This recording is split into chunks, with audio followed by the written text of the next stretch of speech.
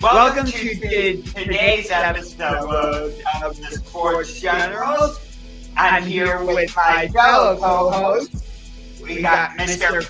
Bryan on my left, right, whatever.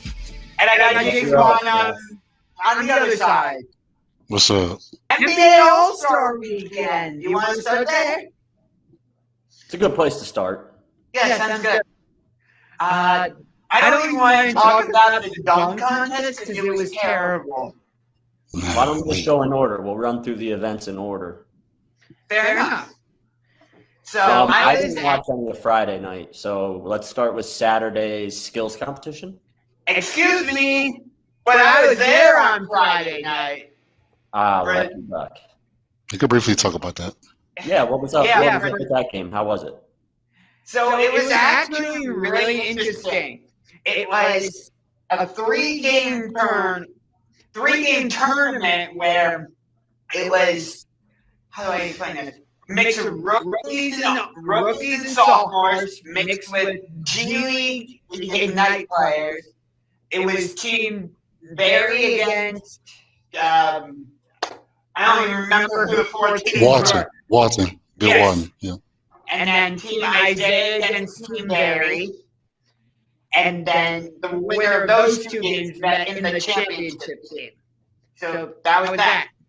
Nice. Team Barry was where Okoro and Mobley were. And they played decently. Nothing spectacular. Basically. Yeah, there was a lot going on. I just want them to get through it and look good and not get hurt, you know. So as long as they got through it healthy and, you know, represented the city well, that's all that we really care about. And speaking of hurt, the celebrity game had took place prior to that. And the fact that Myles Garrett played 46 minutes or something like that, I had a problem with that. Because he could have tore ACL or something. This is the exhibition game. Yeah, I saw videos of him going up for a couple dunks, and he was definitely going all out in that. I mean, he showed more effort in that All-Star game than I think I saw from him in Week 18. Yeah, I mean, by Week 18 the season is over, so it's like, why do I care? Right. Yeah, but still, it's the off season. Championships won in the off season. Yeah.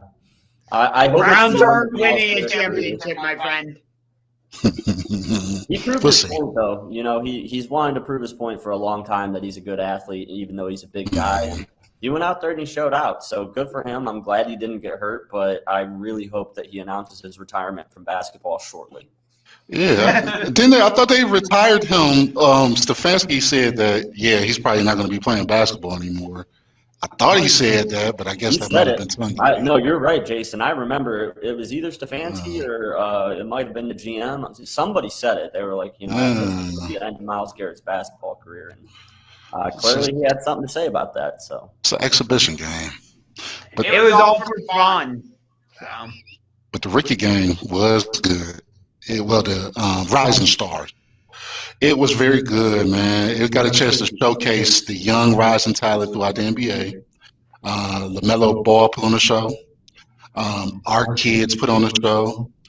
And just to think, if Colin Sexton would have been available, he probably would have been participating in it too. So, maybe. Hopefully, with another team.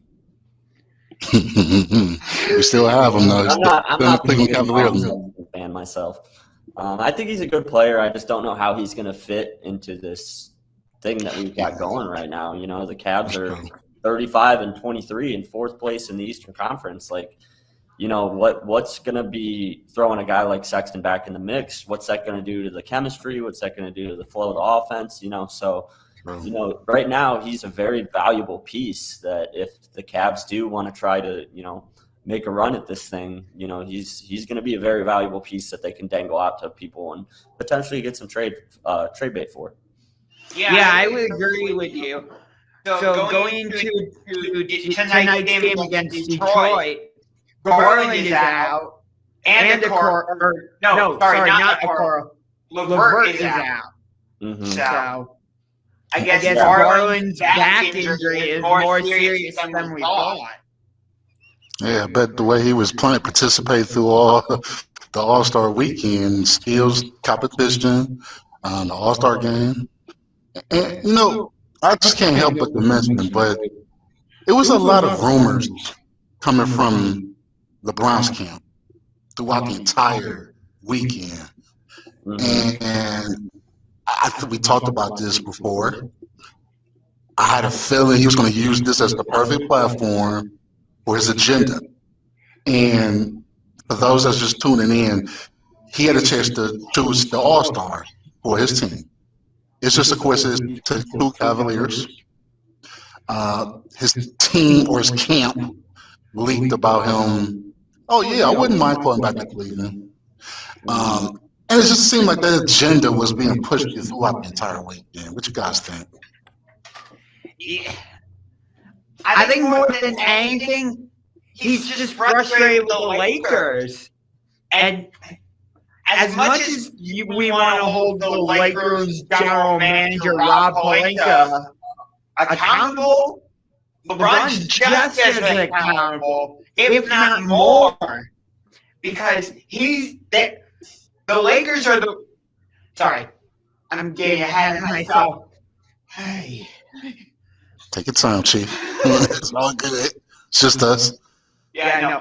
The Lakers could have gotten DeMar DeRozan. They could have gotten Buddy Hield, potentially Bradley Beal, but LeBron said no. Instead, he wanted Westbrook, and now he's paying the price. Yeah, and then it sounds like his camp wanted to bring in John Wall to replace Russell Westbrook, and that obviously didn't play out. But yeah, we know how LeBron likes to play GM. There's no secret that he's got a lot of say in who comes to be a part of that team. So yeah, I agree that there's got to be some accountability on his end too, because he was definitely pro Westbrook, and it just hasn't worked out. It hasn't been the right fit for LA, and I think that he's feeling that now. And the frustration came out in the form of him showing love for his former home. And with the Cavs being as hot as they are right now, and them being, the center of the basketball world for one weekend, you could tell he was really missing that, just being the king, because you could tell he was reveling in the reception he got in Cleveland, and he got a very warm welcome, and he seemed very excited to be here. And so, yeah, I think that Josh, I think you're right. It's a lot of it is just, he's so frustrated with his team and their place right now that it's kind of come out in this love and adoration for his former team. Was you all surprised that he, when they had the top 75 introductions, that Michael Jordan got the highest ovation compared to him? No, because he's the GOAT. Sorry. Yeah. He hurt us though. A lot of We've seen it firsthand, and I think that's part of the reason. We've suffered at the hand of Michael Jordan. We've been witness to his greatness. He has caused true pain in this city. But LeBron has too. Let's be honest here. LeBron has caused pain and heartache in the city too. Whether he intended it to or not, regardless of his motives, he crushed our hearts twice. So yeah, I wasn't surprised that Cleveland gave MJ a bigger ovation. I thought it made sense. It was kind of their way of saying hey, we love you, LeBron, but look, we know who the GOAT is. We're going to give respect where respect's due because we're a smart basketball city. I think that's what we're starting to prove. Yeah, and the other thing is, like I said, in my opinion, Jordan is the GOAT. I wish I had been around to actually see him play, because I'm just relying purely on highlights, which sucks because from the highlights I've seen, I would have loved to actually watch him in the finals against Utah or whatever. But yeah, I believe I was 7 years old for that series, and I remember it vividly. I remember that whole series: Karl Malone, John Stockton, Michael Jordan. I was a teenager. I remember watching it, and just at his age, because he was towards the end of his career at that point. For him to do what he was doing at his age and dominate the way he did, it was just otherworldly. It was my first witness to true greatness in sports. I was a teenager. Yeah, he was like the first one that I ever was like, oh, like this guy's just completely better than everybody else. Like as little as I knew about basketball as a 7-year-old kid, I could tell that guy was transcendent and special, and that's why he's the GOAT. See the cat? You know what's interesting though? We're all saying that Jordan is the GOAT. But if you ask the generation of kids below us, they're going to say LeBron. They might It's the say same Kobe. thing. Say that again? They might say Kobe. And I think they have a valid argument. And taking this to football for just a sec, we all agree that Tom Brady is the GOAT. But if you ask the younger generation, they might say Patrick Mahomes. So I think they're... Sure. They could say it, but they'd be entirely wrong. Super wrong. Yes, but I get your point. But, I get your point. yeah. Like people who weren't around to appreciate and see what he did on the court. They obviously have recency bias. They can only judge based off of what they've seen. And exactly. If what they've seen growing up is like they've only seen LeBron, they've only seen Kobe, like Carmelo, and Wade, even like those guys, like those are their legends, those are their kings, and I would encourage anybody who believes that to do some research and watch some old NBA films because there's enough tape out there to show you that like the proof is in the play. I don't know anyone who's ever like I know a lot of like hyper LeBron guys who I've argued with that Jordan was better, and I was like, have you ever watched Jordan? Like, have you ever watched a whole game that he played? And I challenge those people, just go on YouTube and watch any game, pick any random game, and every single one of those people comes back and goes, "You were right." Like that guy's different, So yeah, it doesn't take a rocket scientist to figure out Jordan is the GOAT. If you didn't get a chance to watch him when you was younger, but you had a chance to watch Kobe, Michael Jordan was Kobe Bryant with a better jumper and more of a killer instinct than Kobe, if that even sounds right. The Cleveland Cavaliers had one of the best teams or the best generations of our teams in the late 80s, early 90s with Mark Price, Brad Daugherty, yeah, they were good. And Scottie Pippen was on record as saying that was one of the greatest teams to not win a championship because they were that good. Even had a young Ron Harper. So Cavs was very good, but Jordan was the anti-Cav. And it was a surprise to see everyone give him a lot of ovation that way. Mm-hmm. It's not surprising though, because like Bryan says, people recognize greatness. It's that simple. Yeah. With guys like Jordan and guys like, I'll throw LeBron and Kobe in there. Like they're all transcendent players. They're all players. Dwayne Wade too. Yeah. They're all players that when like if you weren't like you were a casual fan and you watched a game and you don't know too much about basketball, like you'll leave that game going, oh, that was the best guy on the court. Like you don't have to know anything about the game to know how good these guys are just because it's that much. They separate themselves from the pack by that much. So I really wish I had been around to see the battle between Jordan's Bulls and the bad boy Pistons. Yeah, that's what made the Bulls. They had to get through that hump. Just like when LeBron was here his first time, we had to get through the hump of the Celtics. And we just didn't have enough. And then, unfortunately, he had to leave to learn how to win. But that was each great team has that one team that's in their way. And with him, it was the bad boy Pistons. Yep. I feel like the NBA doesn't have that rivalry anymore. Like we haven't had that since Cavs Warriors was a rivalry. But it didn't feel like that rivalry. But you know what? That's interesting. It kind of did. And if you actually remember throughout the All-Star weekend, anytime you've seen Steph Curry, you heard the booblers coming out, right? And it was like, geez, he's with his wife. Come on, guys, let's show some class for our visitors that's out of town. Like, they let him have it. And he was a true professional, but you could tell that's the enemy amongst the Cleveland fan base, and that's why. Okay, true, but I loved the Warriors Cowboys rivalry, but it just felt like it was missing something. I don't know what that thing was, but it felt like it was lacking something. Well, those teams you're talking about, like those early 90s teams, like it was a different game back then, you know, it was a different style of play.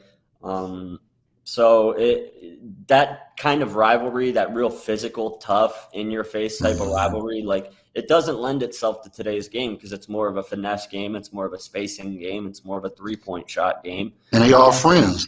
Yeah, and then the other thing too is like these guys all have social media now, so they're all friends. They all grew up together. They all grew up talking through Twitter and Instagram, and, you know, playing in AAU together. AAU, yeah. So now it's like with all the access that they have to each other, it's like they get to know each other and they start to care about each other and their families, and so it does take a little bit of that bite out of the rivalry. So I just don't think that kind of rivalry is possible in today's society with basketball. Well, you know what? The Sixers and the Nets might have something to say about that because it seems like they're starting to have something brewing. Yeah, they've definitely been, how do you put it, pesky or I don't know, what's the word for it? Volatile. They've been volatile games where both teams are kind of at each other's throats. So, yeah. Don't forget Suns Warriors. Right. I think there's no physical element to that Suns Warriors. That's just more of a talent versus talent rivalry. Whereas the Philly one, it feels a little more physical, a little more blue collar. So I get what you're saying. Hardness.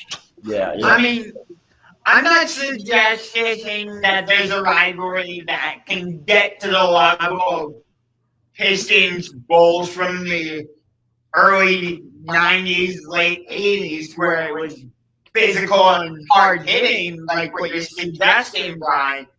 But I'm just saying, it feels like there's a lack of rivalries in general in the NBA. Yeah, just all them reasons that Bryan mentioned it's different. It's a different type of set of rules now. We can't like as fans, we can't expect our favorite players and our favorite teams to be mad like we're mad at the other opposing team because it don't exist anymore. They're friends off the court. They trade jerseys. Like it's different now. Yeah, it's a different league now than it was then. So I don't know if we'll ever see rivalries quite like it again. I agree with you, Jason, though, that one on the East Coast has a little bit of promise, though. So maybe we'll start to see a little bit more of that. But if anything, you know, talking more about this Cavs team's kind of laying the blueprint out there to do something different than the Warriors and the Suns and be a little more physical and a little more big in, you know, in the paint, taller, you know, larger lineups. So maybe the game does switch back to a little bit more physical play and a little more defensive focused play, just based off of the success that the Cavs are having in light of, you know, pretty much everyone thinking they weren't even going to win, you know, half their games this year. Right. Lauri Markkanen is supposed to be back tonight against Detroit. So defense wins championship. We're not the 0-4 Pistons. No, sir. But we got number one defense in the NBA, though. We don't have Rasheed Wallace. We don't have Ben Wallace. We don't have Tayshaun Prince. We don't have Rick Hamilton. What? We got more athletic people than them.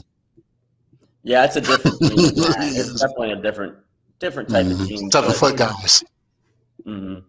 I think the back issues with Darius Garland are going to cause issues, though, because we're getting ready to go through March, which is looking like it's the toughest month on the schedule. December was a rough month in terms of the level of competition, but that's earlier in the year before teams really get a footing and establish their identity, where you have teams like Boston now that look terrible to start the year that are really turning it on, and, you know, they're back in the mix. And so to be getting ready for this absolute, like, brutal month of March, and you know your best player is having well, your point guard and your team leader is having back issues that are causing him to miss time. It seems like it's going to be a nagging issue, and as a team that's like right on the edge of being in the regular playoffs as opposed to the play-in tournament, I don't know. I just think that this could be the impetus that triggers the Cavs like kind of slide back down towards that number 6 range, number 7 range, as opposed to the number 3, number 4 range. They are playing the Pistons, so that could be another reason why he got time. That's true too. Low management. It's not a guaranteed win. Last time we went to Detroit, we lost. There's no guaranteed wins in the NBA. I'll agree with you there. There's always big upsets. So, speaking of upsets, in the NFL, it seems like Green Bay might be upset. You think? Yeah, it feels like they're starting to plan for life without Aaron Rodgers. That's what it seems like. It's kind of been a back and forth all offseason with Rodgers and Green Bay. And, as of about a week ago, it was looking like he was going to stay and everything was kind of patched over and things were good again. And then all of a sudden you hear Rodgers has called off his engagement and now he's not happy in Green Bay again. And now Green Bay wants to move on. And it's always something. It's been a crazy offseason for Green Bay fans, and I would imagine they're getting kind of tired of it, and they just want to have an answer at this point. Yeah. I mean, how much do it, like, a Hall of Fame quarterback from what Green Bay has experienced, what is that worth to them? Because it's not getting them to the Super Bowl. They're losing every single year, and he's not doing good in the playoffs. Just call for what it is. He does good regular season, I get that. But what exactly is he bringing that they can't get somewhere else? He's lucky to have one Super Bowl ring. It took pure luck to even get to that Super Bowl. And that Super Bowl was now 12-ish years ago? Long time ago. Yeah, like, what have you done for me lately? That's what type of league to see. What have you done for me lately? And not only are we talking dollars and cents, but we're talking just the headache in the media that it's causing too, and the drama that it's causing, and the locker room that it's causing, and it's like cryptic messages. Yeah, like, it's man. Thank you to everybody. Like, what is that about? Yeah, I'm not a Green Bay fan, and I've always been a Brady guy, so I've never been like an Aaron Rodgers, like huge Aaron Rodgers fan. I like him as a person. I don't really, his antics off the field don't really bother me. But if I was a Green Bay fan, I would be ready to move on. I would be like, look, you're not good enough to go through this every single offseason for the next couple of years until you retire or you don't. It feels like he's going to do exactly what Brett Favre did. And, well, I'm going to leave. It's not my way. And, oh, well, I'll come back if you do it my way. And then they come back and, oh, well, now it's, I want this. And then they don't get that demand. Okay, well, I'm going to retire again. And now I'm playing with Minnesota. And it's like, man, like – just go somewhere and make we've seen this before. As Packers fans, they've got to be saying, look, we've seen this before with Brett Favre. We realized it wasn't worth all that. We had a guy behind him that was ready to go in Aaron Rodgers, ironically. But it's the thing that worries me is it shows that Green Bay doesn't have much faith in Jordan Love. Because exactly, if they did, this would have been over. Like because they. Sorry, I'm tripping up a little bit, but their ownership or GM and coaching staff would have every right to be like, look, Aaron, you're just a distraction at this point. Like, get off social media, go on vacation, and be quiet for a while, or, move on because it's not worth the price tag that we're paying you, the headache that you're causing us, and, you're not getting us to win Super Bowls, which is, at the end of the day, what they're looking for.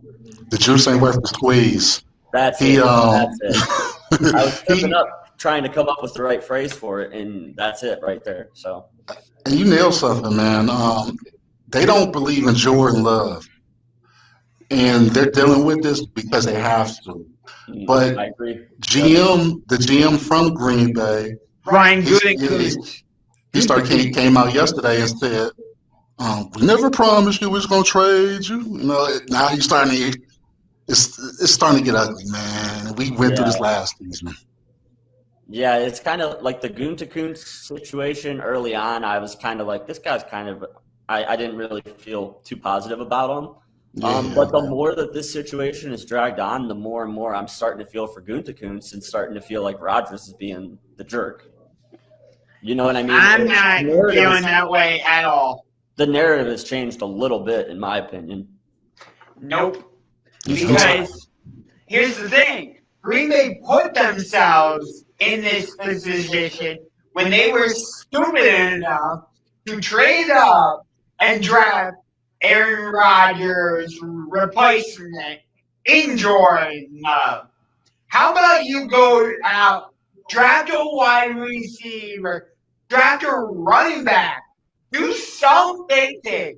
You have a Hall of Fame caliber quarterback in Aaron Rodgers. Don't waste his prime. Yeah. They definitely messed up, but in my opinion, though, like Aaron Rodgers has had time to address that and time to leave if he wanted to. He did. That's a long time ago now. He hasn't won. So, like that, I'm with you, Josh. Originally, I'm like, yeah, this is a dumb move. If I'm Aaron, I want out. But Aaron chose to stay ultimately. And now, that's why I've kind of shifted on it. It's like, I'm sorry, I'm kind of on Green Bay side now. It's like, man, like this is too much of a headache. Like we're not getting the results that we want in the postseason from you. So what are we really doing here? It's crazy, man. It's like, and I understand what you're saying, Josh, because you decided to trade up, give up picks to move up to get Love. So you should have known what you were signing up for. Yeah. But from a business standpoint, you have to plan for the future. And regardless if you are the talent or the Hall of Famer of the team goes on after you are done playing. Mm-hmm. And you can't let that kill your ego just because, hey, we're planning for the future. You were the future for Brett Favre. Yeah, so, that's a great point, Jason. And can I point something out too? I hate to be the guy that points this out, but there's a very similar situation going on with Kyler Murray, and it's being handled very differently by the media. Yeah, man. I don't see anything that Kyler has done that Aaron hasn't done himself, or worse, for that matter. In my opinion, what Kyler has done is obviously he's caused a lot of noise, and there's some friction there, but he hasn't done anything out of line other than remove some photos and kind of show that he's displeased or what have you. But it's like, why is the media treating Kyler differently than they're treating Aaron Rodgers? Why have they dealt with this from Rodgers for so long, and they're still willing to pat Rodgers on the back and say, yeah, this is all Green Bay's fault? But it seemed like the tables turned on Kyler quick, and Arizona was just like, get this guy out of here. Yeah, I think he got the cash back. Anyway. Yeah. I don't know. Am I wrong? Because that's just how it feels to me. It feels like they wrote Kyler off quick in this situation in Arizona and feel like they were ready to move on real quick from him. Where Rodgers is just given time after time after time, and they're like, no, we got to hold on. Yeah, I see what you're saying, and I think the reason for that is that the NFL and we as the media and we as the fans have turned Rodgers not just into a superstar, but a mega star almost. Kyler, yeah. There you go. Kyler is not at that point. Yeah. So I agree that Kyler hasn't earned the same level of respect from his play, but look what he's done in his short career in Arizona though, with a really bad Arizona team. So he deserves some respect. And I tell you what, he's better than the guy we got here in Cleveland. So I just couldn't believe how fast when Kyler Murray, the Instagram situation happened with Kyler, everybody was like, you know what, he ain't even that good. He's not even that good. I'm like, where is this coming from? Where was that energy when you guys started 7-0 and looked like the best team in the league? He's good. It's just funny to me how we treat certain people differently, based off of what, it's just, I don't know. I don't like the way that Kyler's being treated in the media right now. I think he's a great player. So let me take this to the coaching realm for a second. Because Brian Flores, he's going through his whole legal situation with the NFL, and it looked like he was never going to get a coaching job of any kind again. That was the fear. That was our fear, yeah. So when I heard that Pittsburgh was hiring him as a linebackers coach, I did what you're doing. But then I thought about it for a second, and it just doesn't make sense that even though Pittsburgh is one of the most historic franchises, and they have a very stable ownership group with the Rooney and all that, I don't understand why they're willing to take on that risk. Well, they take it on because they have only the second black African American coach in the league, and the Rooney League started from the Roonies, which of course is the Pittsburgh. Yeah, ironically enough, it's called the Rooney League. But I think the bigger problem is we all know he's more qualified to be more than just a linebackers coach. At the minimum, he should be a defensive coordinator. Yeah, we need a defensive coordinator. That doesn't make sense to me that we still have this guy, but that's a discussion. But we did think he was blackballed.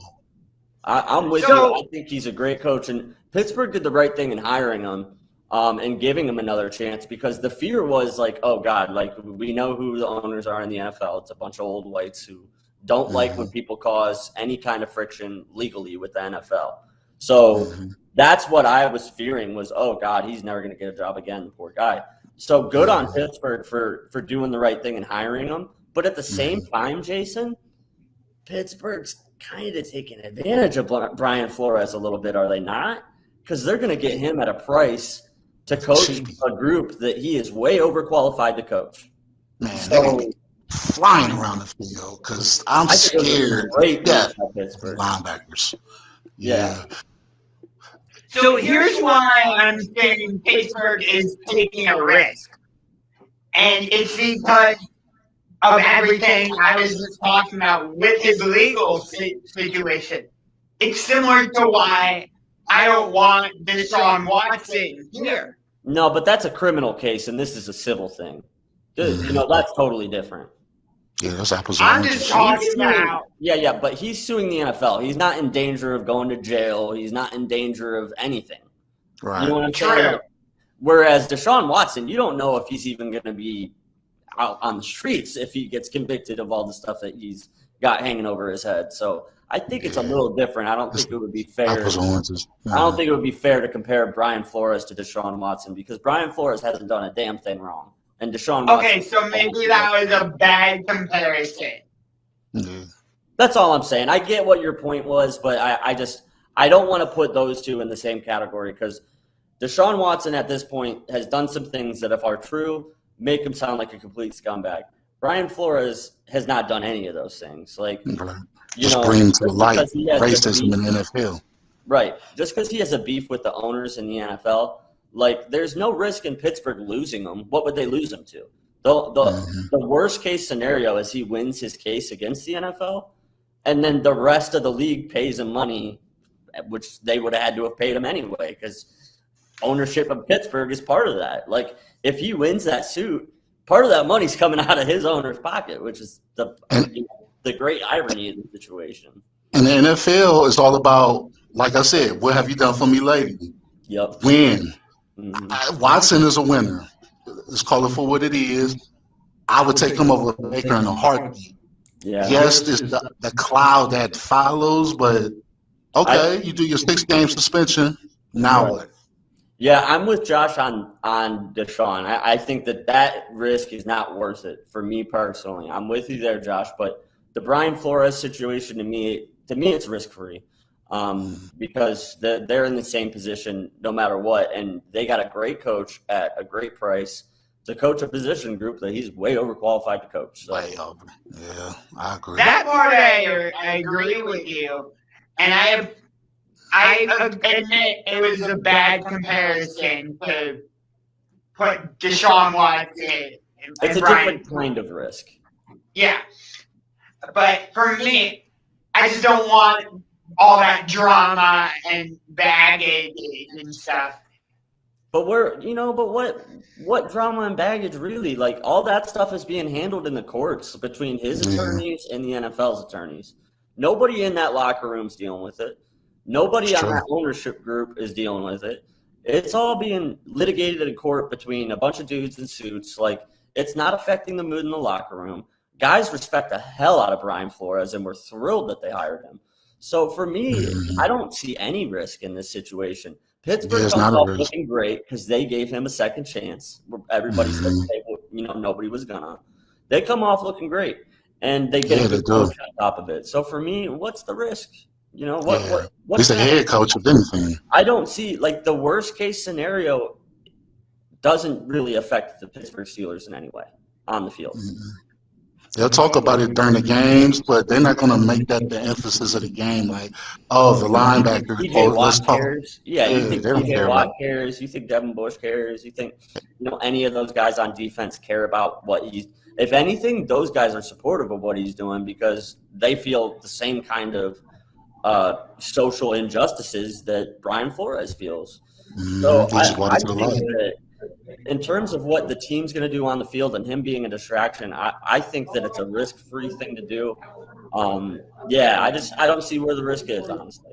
And it's a win for Mike Tomlin, my fellow frat brother, Kappa Psi Fraternity Incorporated.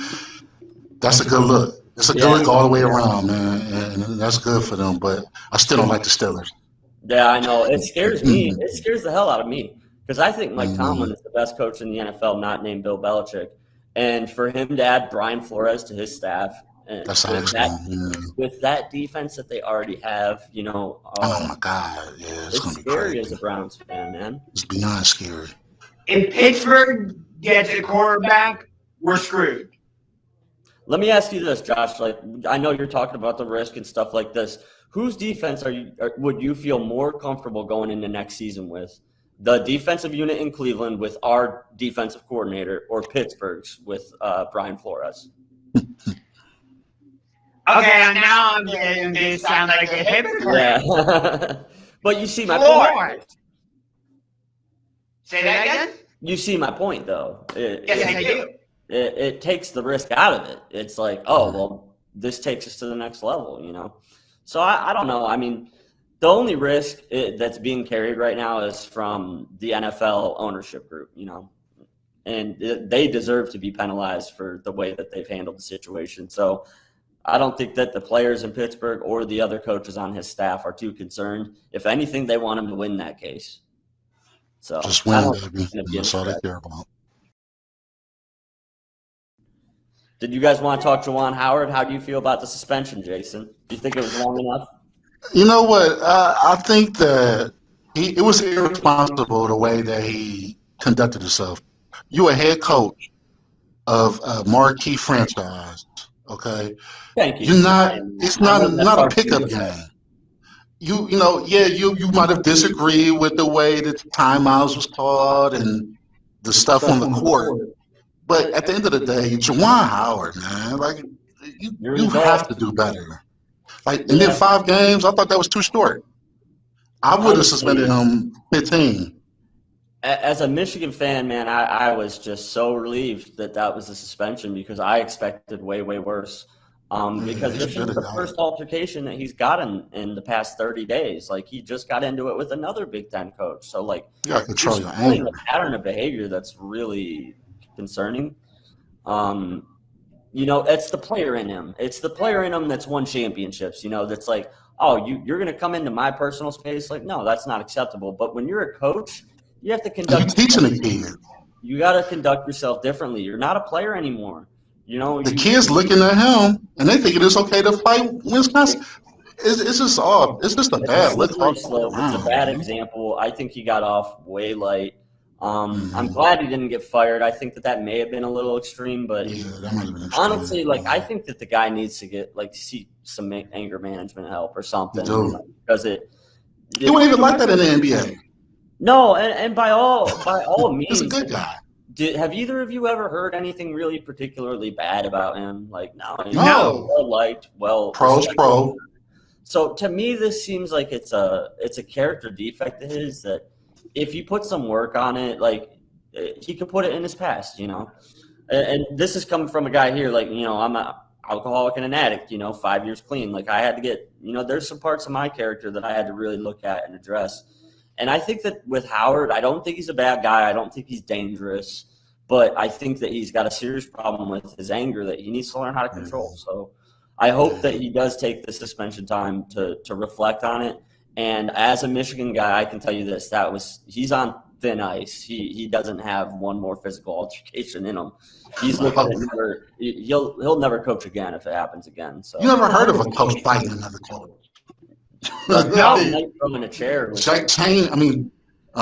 Bob Chaney back in the Temple days, but there was the situation in Ohio State with a former head coach and a player, the football field. But that's still the kid at least had a helmet on. Coach Wood. Whereas, you just can't. Yeah, you can't throw hands, and I'm not excusing Wisconsin coach's behavior either. Like, look, you should. Yeah, you can't he put his hands on him. You were wrong for putting your hands on him. You were wrong for instigating, but you're right. He can't respond that way. He's got to be better. Did he get suspended? One game. He probably should have got 5 also.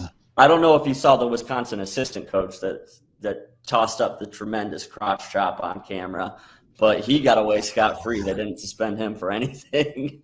And he had the worst moment of the fight was him doing that on national TV. And somehow he got away clean, but good for him. You still got to do a better job, man. You got kids. You're a leader of young men. It's a bad They're looking at your actions. Do better. Yeah, I agree with you. I think this should end the handshake, period. No handshaking. No handshake line. Absolutely not. Yeah, I get where you're coming from. I think guys should have the option, but I still as a player, I don't know, as a player, I was a guy that I liked to talk with my opponent when the game was over. It was all respect once the game was over. Don't abolish that line. Look at hockey. Yeah, I think that it's an integral part of the game. If you take it away, you're kind of encouraging less sportsmanship. Even though you're avoiding the problem, I get it. But you're right, Josh. If there's no handshake line, this doesn't happen. But that handshake line reminds kids at the end of the day that, hey, once the whistle blows, these are all men with families. We're all friends. If the NHL can do it, and they're physically pounding on each other, and then at the end they're able to shake hands, look each other in the eyes, and congratulate them, any other league should be able to do this. Okay, let me just remind you of something, Jason. That only happens at the end of a series in the Stanley Cup playoffs. Punching each other. No other time. Yeah. You still was fighting each other and knocking each other's teeth out, and you're able to put that aside.